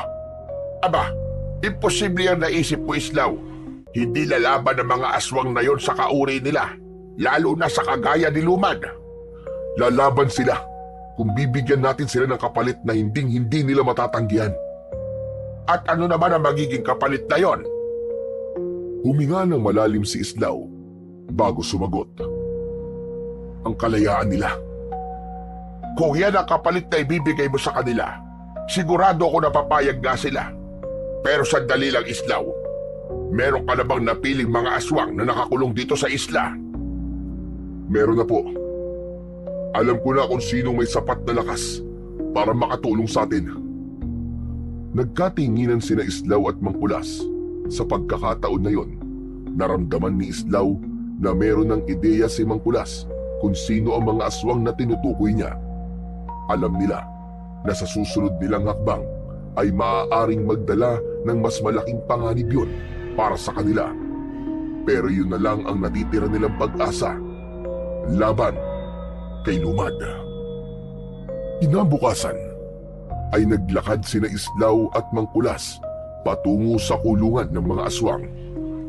Huminto sila sa harapan ng magkatabing kulungan ni Mayang at Lakam. Dahan-dahang lumapit si Islaw sa harapan ng mga yon, habang si Mangkulas naman ay nanatiling nakatayo sa kanyang tabi. Mayang, Lakam, makinig kayong mabuti. May iaalok kami sa inyo ni Mangkulas. Isang bagay na sigurado ko magugustuhan nyo at hindi nyo matatanggihan. Kung gagawin nyong ipapagawa namin, ang kapalit ay ang inyong panghabang buhay na kalayaan. Nagliwanag ang mukha ni Mayang sa narinig. Ano ka mo? Kalayaan? Mukhang maganda yan ah.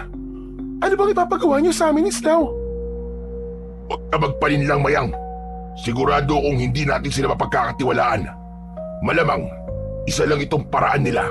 Nalinlangin tayo. Hayaan mo muna magsalita si Islaw, Lakam. Pakinggan mo muna siya bago ka magsalita ng kung ano-ano. Huminga ng malalim si Islaw bago nagpatuloy sa pagsasalita. Ang totoo niyan, kailangan namin kayo. Gusto naming tulungan niyo kami ni Mangkulas sa laban namin kay Lumad.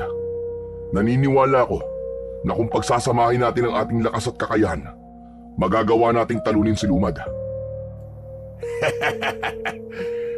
mukhang tinanggap mo na Islaw na hindi mo kaya si Lumad. Kaya kahit sa kauri niya ay napipilitan ka ng humingi ng tulong. Oo, tama ka. Inaamin kong hindi ko nga kayang talunin si Lumad na mag-isa. At hindi ako nahihiya sa pag-amin ng aking kahinaan. At wala ring masama sa paghingi ko ng tulong sa iba, Lakam.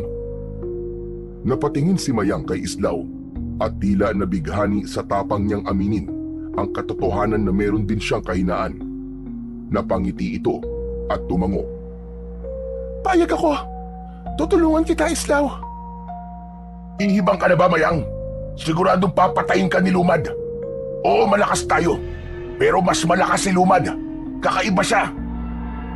Paano kung hindi? Paano kung manalo tayo? 3 tayo. Laban sa isa. Malaki ang posibilidad na manalo tayo, Lakam. Matagal ko lang gustong makalaya at mabuhay nang wala sa loob ng rehas. Alam kong ganun din ang gusto mo, Lakam. Lumalim ang katahimikan sa pagitan nilang apat. Kitang-kita ni Islaw ang pag-aalinlangan sa mukha ni Lakam. Matagal na hindi nagsalita si Lakam na parang pinag-iisipan pa nito ng gusto ang magiging desisyon niya. Makalipas ang mahabang sandali, ay marahan ding tumango si Lakam. O sige, pumapayag na ako. Labis na natuwa si Islaw sa sagot ni Lakam. Maraming salamat sa inyo, Mayang. Lakam, kapag nagtagumpay tayo sa laban kay Lumad, makakaasa kayong hindi ko sisirain ang aking salita. Makakalaya na kayo. Sa umagang yon ay isang kasunduan ang nabuo sa pagitan ni Islaw at ni Mayang at Lakam. Isa yung mapanganib na plano, ngunit wala ng ibang pagpipilian pa si Islaw kung hindi ang humingi ng tulong sa mga nilalang na dati niyang nakalaban. Nang masiguro ni Islaw at Mangkulas na payag na sina Mayang at Lakam sa plano nila, ay inilabas ni Mangkulas ang 2 kwintas na agimat. Ang palawit nun ay yari sa batong itim na ang nasa gitna ay may bahid na pula. Pinagmasdan yun ni Mayang at Lakam na may halong pagtataka at pagdududa. Bago namin kayo palayain, susutan muna namin kayo ng mga agimat na to. Agimat? Para sa naman yan? Lumapit si Islaw kay Mayang at isinuot niya rito ang unang kwintas. Sunod naman niyang isinabit sa leeg ni Lakam ang isa pa. Hindi niyo pwedeng alisin ang agimat na yan. Kapag inalis niyo yan, mamamatay kayo. At kung gagawa kayo ng kahit na anong bagay na hindi ko magugustuhan, isang ritual lang ang kailangan kong gawin at mamamatay rin kayo. Grabe, masyado ka namang sigurista, Islaw. Wala ka bang tiwala sa amin ni Mayang? At kailangan mo pa kaming suotan ng ganitong klase ng agimat? Hindi natinag si Islaw sa sinabi ni Lakam. Mas mabuti ng sigurado kaysa sa magsisi sa uli. Bumuntong hininga si Lakam, ngunit hindi na ito sumagot pa. Sa halip, tinignan nito ang agimat na nakasabit sa leeg nito na parang sinusuri nito yon. Samantala, si Mayang naman ay nakangiti lang na parang hindi alintana ang bantang dala ng kwintas. Maya-maya pa ay binuksan na ni Mangkulas ang kulungan ni Mayang at Lakan. Agad na lumabas si Mayang ng kulungan at para itong isang bata na tumakbo sa paligid. Dumipa pa ito at umikot habang nakatingala. Nang mahilo ito ay natumba ito ng kusa at saka malakas na tumawa. Ay, grabe! Sa wakas, malaya na ako! Malaya na ako! Habang si Mayang ay tuwang-tuwa, nanatili namang nakatayo si Lakam sa labas ng kulungan nito. Matiin itong nakatingin kay Islaw. Tanong ko lang, kailan mo naman naaalisin ang mga agimat na to sa amin ni Mayang? Sa oras na matalo na natin si Lumad, ako mismo mag-aalis dyan sa inyo. Sa pagkakataon na yon, kahit paano ay nakaramdam na si Islaw ng konting pag-asa na matatalo na nila si Lumad. Ganun pa man, may kaba pa rin siyang nararamdaman, lalo na't mga aswang na kagaya ni Lumad ang makakatulong niya sa misyon na yon. Agad na sinimulan ni na Islaw, Mayang at Lakam ang kanilang mahigpit na pagsasanay bilang paghahanda sa pagharap nila kay Lumad. Sa umaga, nagsasanay sila sa lakas at bilis, ngunit sa pagsapit ng gabi, doon lumilitaw ang tunay na kapangyarihan ni Lakam at Mayang. Sa ilalim ng maliwanag na buwan, isang malalim na dagundong ang bumalot sa paligid. Nakatingala si Lakam at hinihintay ang pagbagsak ng sinag ng buwan sa balat nito. Makalipas ang ilang sandali, ay nag-iba ang anyo ni Lakam. Ang balat nito ay naging kulay itim at ang kanyang katawan ay lumaki at naging matipuno, habang ang buhok nito ay humaba at naging kulay puti. Sa unang tingin pa lang ay alam na ni Islaw na ang matutulis na ngipin ni Lakam ay kayang pumunit ng laman at dumurog ng buto. Sa isang iglap, nawala si Lakam sa kanyang kinatatayuan. Napatingin si Islaw sa paligid at pilit niya itong hinahanap, hanggang sa may naramdaman na lang siyang hangin mula sa kanyang likuran. Bago pa makalingon si Islaw, ay malakas na sinuntok ni Lakam ang lupa na naging dahilan upang magkaroon ng konting pagyanig. Masyado ka mabagal, Islaw. Kung ako si Lumad, ay napaslang na kita sa isang atake lang. Mula naman sa mga puno ay lumabas bigla si Mayang. Marahan itong lumulutang sa ere gamit ang malalaki nitong pakpak na maihahalin tulad sa pakpak ng paniki. Ang mga kuko nito sa kamay ay mahahaba, matutulis na parang mga patalim. Biglang bumilis ang paglipad ni Mayang pataas. Malakas itong sumigaw at lumipad ng mabilis pababa palapit kay Islaw. Nanlaki ang mga mata ni Islaw nang makita ang matutulis na kuko ni Mayang na ilang pulgada lang ang layo sa kanyang muka. Natatawang ibinaba ni Mayang ang kamay nito. Sinubukan ni Islaw na atakihin si Mayang, pero bigla itong naglaho at nang muli niya itong nakita ay isa na itong dambuhalang baboy ramo. Sa sobrang bilis ng pagbabagong anyo nito ay hindi agad nakapag-isip si Islaw, kaya't naitulak siya nito ng malakas. Pagbagsak ni Islaw sa lupa ay napahagik si Mayang na bumalik sa pagiging bangkilan. Pasensya ka na, Islaw. Masyado lang ako nadala kasi matagal na akong hindi nakakalaban. Napakamot na lang ng ulo si Islaw habang tumatayo. Ayos lang, natutuwa ako sa ipinapakita niyong lakas at kakayahan. Sa loob ng mga sumunod na araw, mas naging mahigpit ang pagsasanay ng tatlo. Sa gitna ng kagubatan sa isla ay nag-ensayo si Lakam. Inatake nito ang malalaking puno gamit ang kamao nito na parang bakal sa tigas. Sa madamong bahagi ng isla naman, tinuruan ni Islaw si Mayang ng mas mabilis na paraan ng pag-atake gamit ang kanyang iba't ibang anyo. Sa mga bangin, sinubukan ni Mayang ang kanyang kakayahang lumipad at biglang pagsalakay mula sa taas, habang si Islaw ay iniiwasan yun gamit ang kanyang liksi. Sa mga gabi na nasa rurok ang kanilang kapangyarihan ay nagsasanay sila ng tunay na laban. Si Lakam at Mayang ay sabay na umaatake kay Islaw at sinusubukan kung paano siya makakaiwas sa dalawang mabibilis at malalakas na aswang. Isang gabi, matapos ang isang matinding pagsasanay, napabagsak si Islaw sa lupa. Humihingal siya, ngunit halatang nasasanay na siya sa bilis at lakas din na Lakam at Mayang. Tumingin si Islaw sa buwan. Alam niyang ang oras nila ay nauubos na. Malapit na ang laban nila kay Lumad. Ngunit sa sandaling yun, ang pinakamahalaga ay patuloy silang lumalakas. Isang madaling araw, sa loob ng kubo ni Mang Kulas, ay narinig ni na Islaw at Mang Kulas ang malakas na paghilik ni Lakam, habang si Mayang naman ay nakatihaya ng higa at bahagyang nakanganga. Sa sobrang pagod sa pagsasanay, ay nakatulog ng mahimbing ang dalawang aswang. Sa isang sulok ng kubo, nakaupo sina Islaw at Mang Kulas. Hindi sila makatulog. Sa halip, tahimik nilang pinagmamasdan ang dalawang nilalang na noon ay itinuturing nila ni Mang Kulas na mga kaaway. Napailing si Mang Kulas at bahagyang natatawa.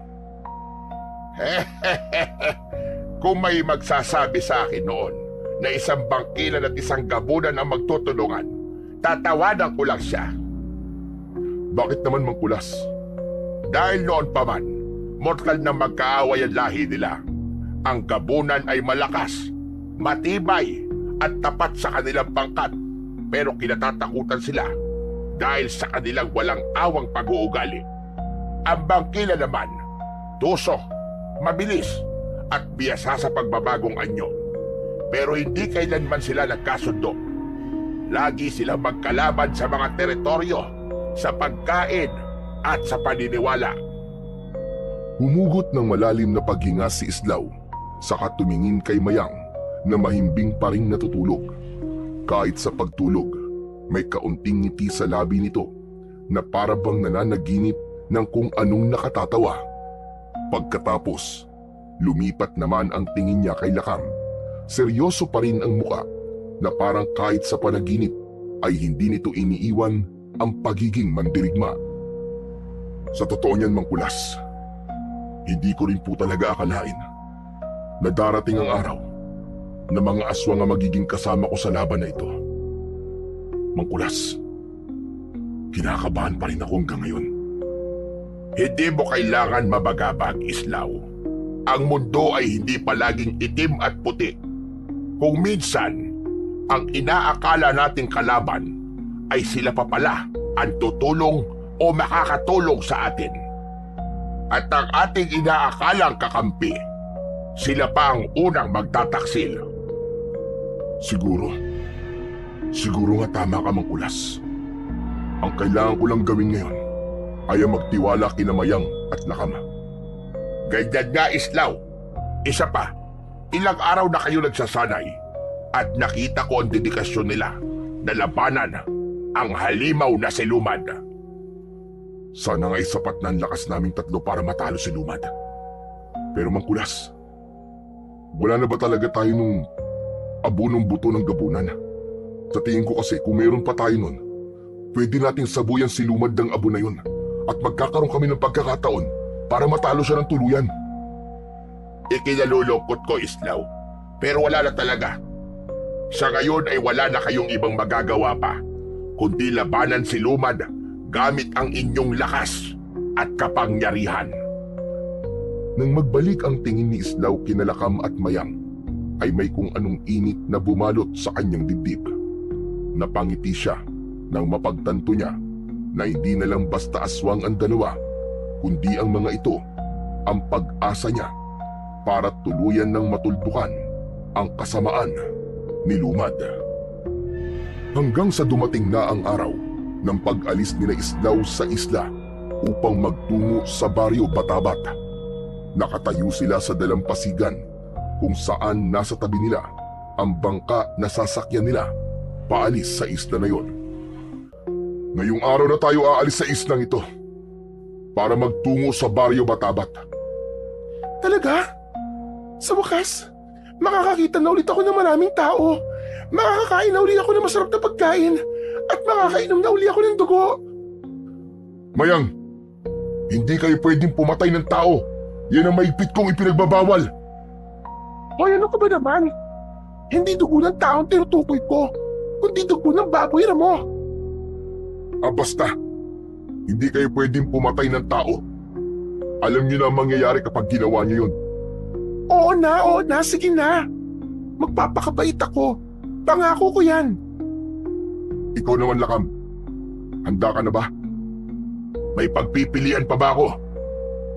Kailangan niyong tandaan na iisa lang ang layunin natin at may dahilan kung bakit kayo lalaban kay Lumad.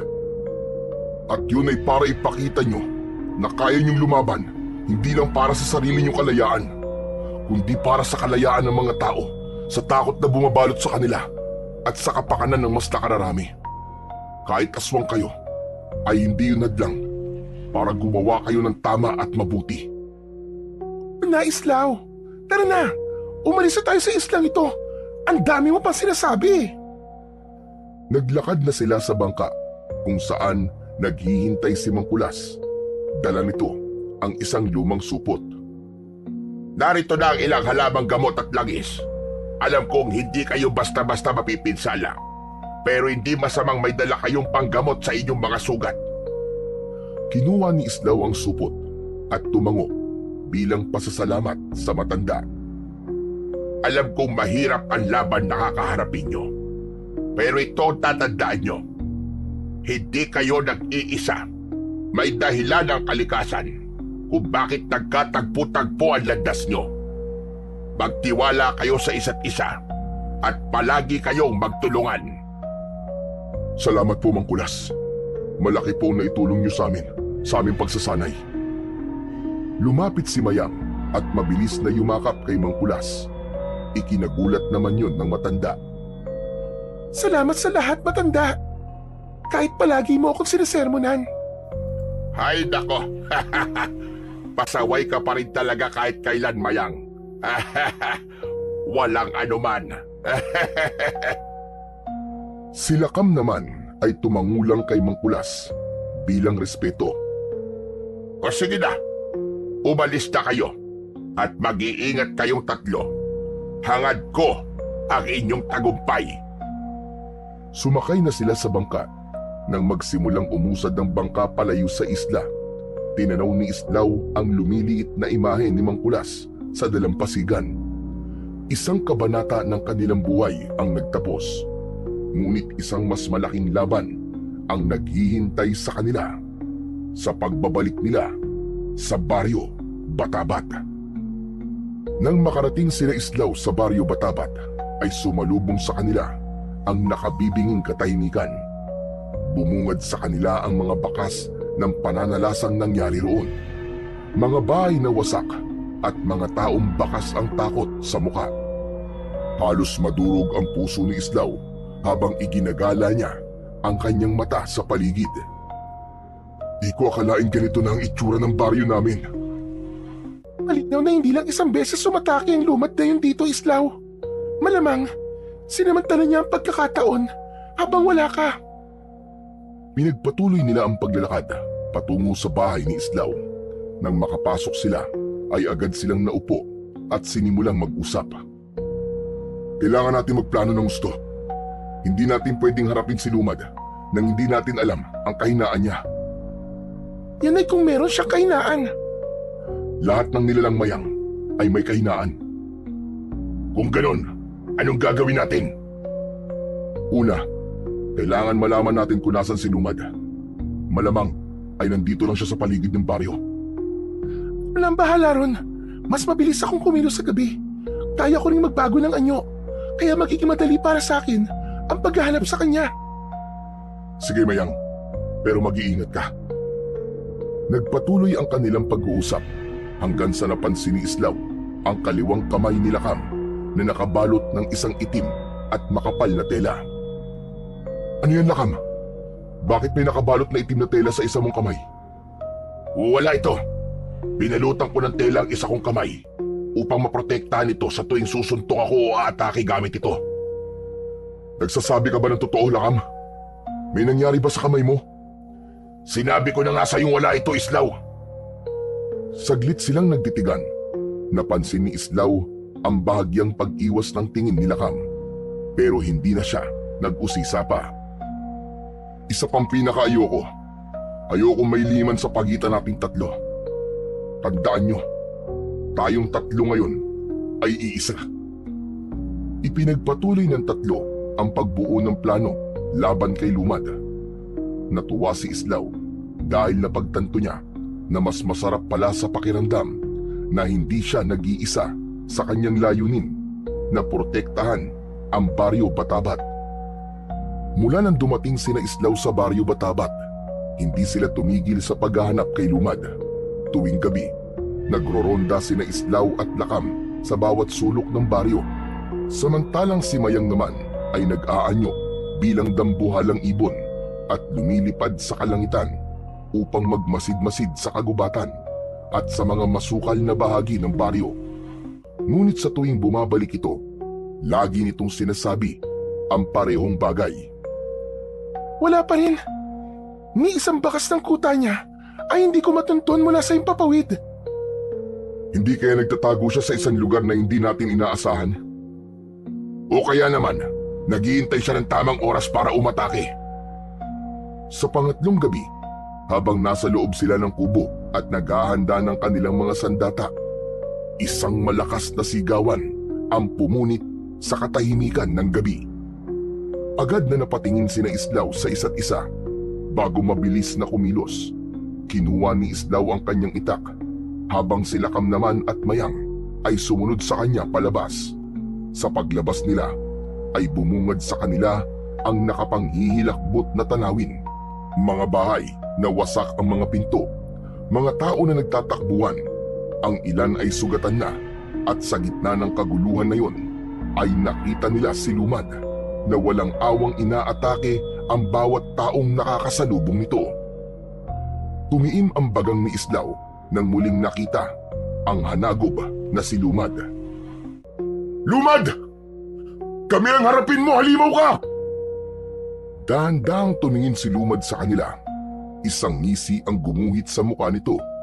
Binitiwan nito ang isang dugoang lalaki na muntik na nitong sakmalin sa leeg. Islaw! Sa wakas nagpakita ka rin! Aba!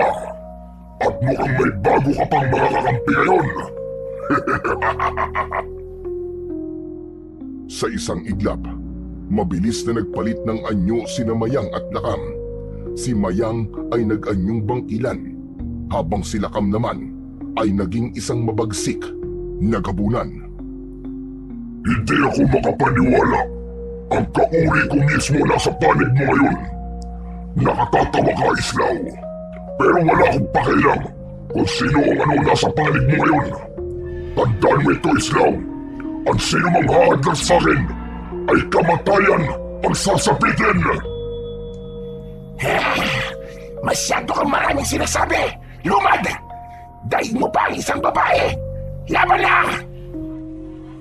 Sa isang iglap, sumugod si Islaw kay Lumad habang maigpit ang hawak niya sa kanyang itak. Ang mutya ng balete sa loob ng kanyang katawan ay tila nag-aapoy habang gumagapang ang kakaibang enerhiya sa kanyang mga ugat. Mas naging matalas ang kanyang pandinig at mas bumilis ang kanyang pagkilos. Sa paglapit ni Islaw kay Lumad ay buong puwersa niyang hinataw ang itak dito, ngunit mabilis na nakaiwas si Lumad. Sa halip na umatras, sinalubong nito ang pag-atake ni Islaw at hinawi ng matatalim nitong mga kuko ang matigas na talim ng kanyang itak. Lumipad naman si Mayang at ang mga pakpak nito ay nagpakawala ng matitinding bugso ng hangin. Mula sa ere, sumugod ito, bumuelo at bumaon ang matatalim nitong kuko sa balikat ni Lumad. Isang malalim na sugat ang iniwan nito roon. Ngunit sa halip na manghina ay mabilis na sinunggaban ni Lumad si Mayang sa ere. Nahablot ni Lumad ang isang paa ni Mayang at malakas itong ibinalibag sa lupa. Habang abala si Lumad kay Mayang, lumitaw sa likuran nito si Lakam sa isang iglap. Buong lakas nitong sinuntok ang hanagob sa likod na naging dahilan para muntik nang matumba si Lumad.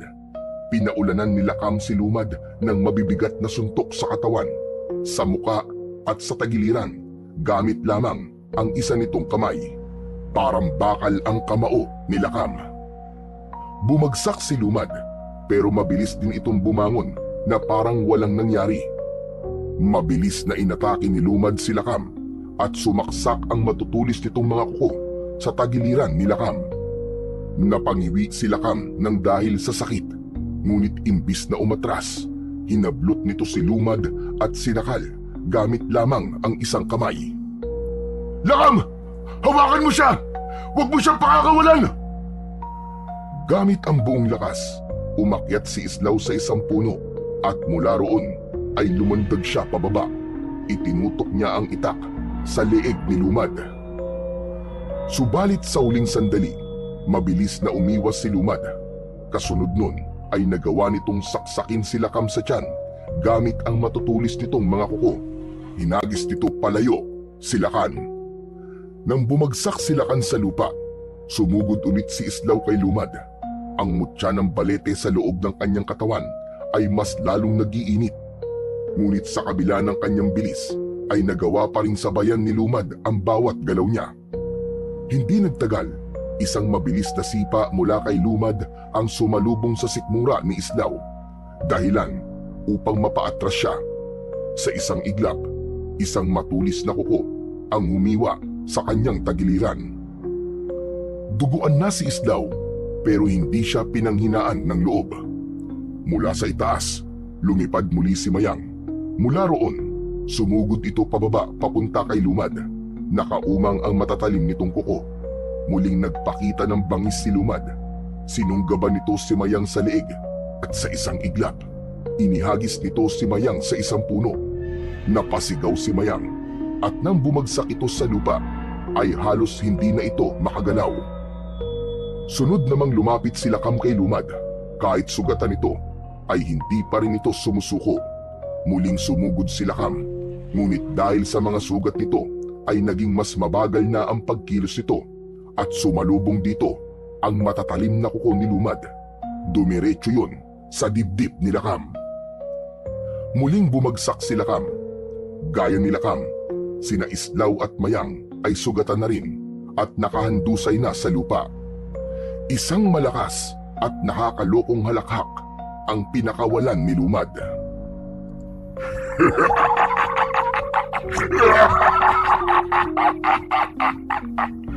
Natatandaan mo ba ang sinabi ko nung muli tayo nagkaharap, Islaw?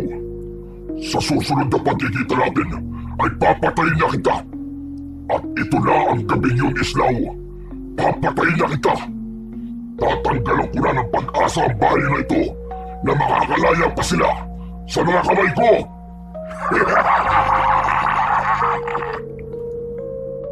Habang hawak ni Lumad ang mukha ni Islaw, ay nakakaloko itong ngumisi. Itinaas nito ang isa nitong kamay at kahit paano ay tinanggap na ni Islaw na yun na ang katapusan niya. Ngunit bago pa siya mapaslang ni Lumad, ay biglang tumayo si Lakam sa kabila ng mga sugat nito. Inilabas nito ang isang supot at mabilis itong tumakbo patungo kay Lumad. Isinaboy ni Lakam sa mukha ni Lumad ang pulbos na laman ng supot. Tikman mo ang abo ng buto ng gabunan! Lumad! Agad na napasigaw si Lumad sa matinding sakit. Pumalahaw si Lumad at bumagsak sa lupa habang pilit na inaalis ang abo sa kanyang muka. Nangingisay ito sa sakit at halos hindi na makatayo. Doon napansin ni Islaw ang braso ni Lakam nang aksidenteng natanggal ang telang nakabalot sa isa nitong kamay. Laking gulat niya nang makita niyang putol na ang isang kamay nito. Lakam! Ano nangyari sa kamay mo? Pinutol mo ang kamay mo para lang makagawa ng abo mula sa buto ng gabunan? Mas mahalaga ang laban na to kaysa sa isang kamay ko, Islaw. Mamaya na tayo mag-usap. Tapusin na natin ang halagog na yan bago pa siya makabawi ng kanyang lakas. Sa sandaling yun, naramdaman ni Islaw ang muling pagsiklab ng apoy sa kanyang dibdib. Tama si Lakam. Hindi yun ang oras para sa mga katanungan niya at hindi nila pwedeng sayangin ang pagsasakripisyo ni Lakam sa isa nitong kamay. Sa pagkakataon na yun, ay nagawa na ring tumayo ni Mayang. Nakatingin silang tatlo at sabay-sabay silang sumugod kay Lumad. Si Islaw ang unang umatake habang patuloy na pinalakas ng mutya ng balete ang kanyang katawan. Mabilis siyang sumugod kay Lumad at buong lakas niyang tinaga ang balikat nito. Bumaon ang itak sa laman nito at lumabas mula roon ang maitim na dugo. Sunod naman na umatake si Mayang. Muli itong lumipad ng mataas para bumuelo at saka ito bumulusok pababa. Malalim na bumaon ang matatalim nitong kuko sa likod ni Lumad. Pumalag si Lumad at pilit na dumipensa kahit nangihina na ito. Malakas na sinipa ni Lakam sa sikmura si Lumad na naging dahilan para mapahiga itong muli. Muling nagpakawala ng isang matinding pag-atake si Islaw gamit ang kanyang itak. Pinuntirya niya ang leeg ni Lumad. Paulit-ulit niya yung tinaga hanggang sa tuluyan ng humiwalay ang ulo ni Lumad sa katawan nito. Nang tuluyan na nilang napatay si Lumad, ay tahimik na nagkatinginan ang tatlo. Pare-pareho nilang ramdam ang sakit na mga sugat nila at ang bigat ng kanilang pinagdaanan. Hindi makapaniwala si Islaw na ang dating kinatatakutan na hanagob na si Lumad ay isa na lang masamang alaala sa lahat. Biglang nagtatatalon sa tuwa si Mayang. Umikot-ikot pa ito na parang isang bata. Yay! Nanalo tayo! Nanalo tayo! Patay na si Lumad! Ang galing-galing nating tatlo! Nagwagi tayo! Napailing na lang si Islaw sa inasal ng bangkilan, ngunit hindi niya napigilang mapangiti. Matapos yun, ay lumapit siya kay Lakam at tahimik na nakatingin sa walang buhay na katawan ni Lumad. Lakam, gusto kong malaman, bakit mo pinutol ang sarili mong kamay para lang makagawa ng abo mula sa buto ng gabunan? Nung isang gabi, nung akala nyo namang kulas na tulog na kami ni Mayang, ay narinig ko na pinag-usapan nyo tungkol sa abo mula sa buto ng gabunan at ang epekto nun kay Lumad. Kaya nagdesisyon ako na gumawa ng abo mula sa sarili kong buto. Salamat, Lakam. Alam kong hindi kayang tumbasan ng kahit na anong salita ang sakripisyong ginawa mo. Pero maraming salamat talaga. Isa kang bayani. Hoy, Islaw! Paano naman ako? Hindi ka ba magpapasalamat sa akin, ha? Magtatampo ko niyan. Aba, syempre naman nagpapasalamat din ako sa iyo, Mayang. Napakalaki rin na nagawa mo para manalo tayo sa laban na to. Pero dahil wala na si Lumad, panahon na para alisin ko ang agimat sa inyong dalawa. Lumapit si Islaw kay Mayang at nang akmang tatanggalin na niya ang agimat nito, ay bigla itong umatras na ipinagtaka naman ni Islaw. Bakit? May problema ba, Mayang? Wala. Nag-usap na kasi kami nila Kam tungkol dito.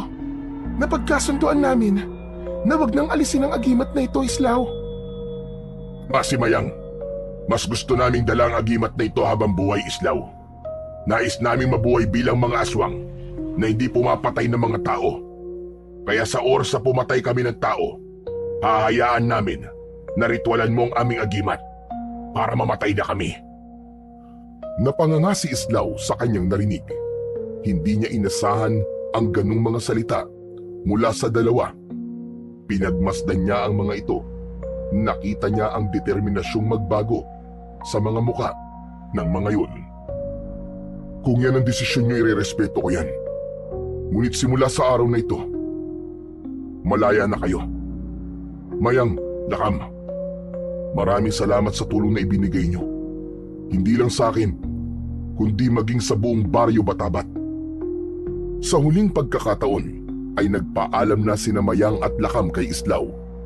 Hindi maintindihan ni Islaw pero nakaramdam siya ng lungkot habang pinagmamasdan niya ang papalayong bangkilan at gabunan. Marahil ay napalapit na rin siya sa dalawa sa ilang araw ng kanilang pagsasanay hanggang sa gabi na yon na nilabanan at tinalo nila si Lumad. Matapos yun ay nanumbalik na ang katahimikan sa buong baryo Batabat matapos ang pagkamatay ni Lumad. Unti-unti na rin bumalik ang tiwala ng mga tao kay Islaw.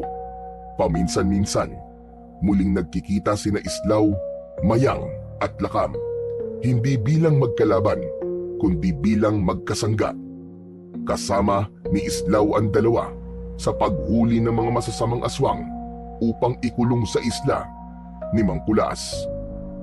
Dahil sa pangyayari na yon, ay napagtanto ni Islaw na hindi lahat ng mga aswang ay kailangang patayin. May ilan sa mga ito na sa kabila ng kanilang madilim na nakaraan ay may kaya pa ring magbago basta't may tamang gagabay sa mga ito. Nalaman din niya na kahit ang pinakamatinding kaaway ay maaaring maging kakampi basta't pareho ang kanilang layunin. Sa pagsasama ng tatlo ay muling pinatunayan na kahit kailan ay hindi magtatagumpay ang kasamaan. Laban sa kabutihan.